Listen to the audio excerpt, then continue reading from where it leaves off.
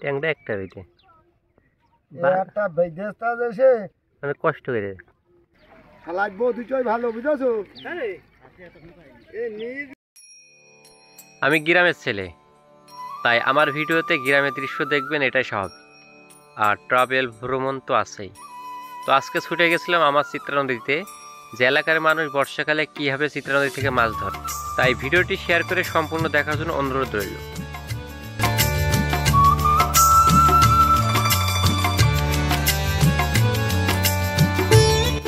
আসসালামু আলাইকুম। আজকে ঝড়ের ভিতরে চলে এসেছি আরও একটা নতুন একটা ভিডিও নিয়ে। আমি আমার পেছনে যে চিত্রা নদী, আর আমার চিত্রা নদীর ভিডিও এই জন্যই বেশি, কারণ আমার বাসায় আছে চিত্রা নদীর পাশে। আজকে দেখবো যে তোরো জাল বা অনেকে বলে খেপলা জাল, এই জাল দেখে মাছ মারে। তো শেষ পর্যন্ত দেখবেন, আর আপনাদেরও অভিজ্ঞতা যে এই জাল দিয়ে কোনোদিন মাছ মেরেছেন কিনা অবশ্যই কমেন্ট করে জানাবেন। তো আমি এখন যাব, এই যে এদিকে সবাই মাছ মারছে, মাছ মারা দেখাবো। তো চলুন। এরপরে হাটহাটে চলে আসি আমি চিত্রা নদীর মাঝে, আর এসে দেখি দুই ধারে সবাই খাটের উপর দাঁড়িয়ে মাছ মারতেছে। দূর দূরান্ত থেকে সবাই ছুটে এসেছে চিত্রা নদী থেকে নদীর মাছ ধরার জন্য। তাই আমিও ক্যামেরা বন্দি করে নিলাম আমার ইউটিউব চ্যানেলে ভিডিও ছাড়ার জন্য। লাগবো দুটোই ভালো বুঝেছো। কপালে ধন মিলবে না, যেখানে যায় সেখানেই কপালে রাঙ্গো উর হবে না। বুঝত কবি একসাথে একসাথে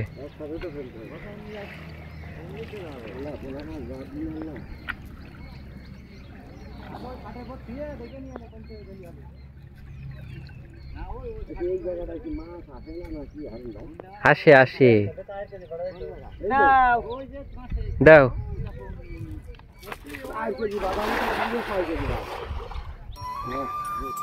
চিত্রা নদীতে মাছ ধরতে দেখতে আমারও খুব ভালো লাগছিল। আর সবসময় ঘরের ভিতরে থেকে রোদ যেন আমার কাল হয়ে দাঁড়িয়েছে, রোদে ভিতরে থাকতেই পারি না।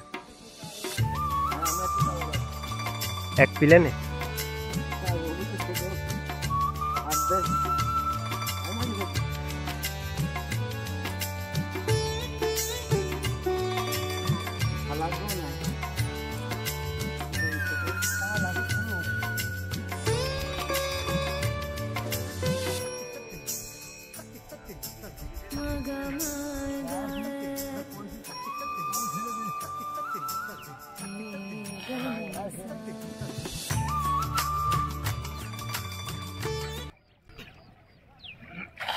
বন্ধুর বাড়ির গাব নিলি হবে না, বেঁধে আছে একটা ফুটি বেঁধে ট্যাংটা একটা হইতে একটা বিদেশটা দেশে মানে কষ্ট করে কষ্ট। এই দেখো তোমার সুদ বান সমুদ্র বুকা সুদা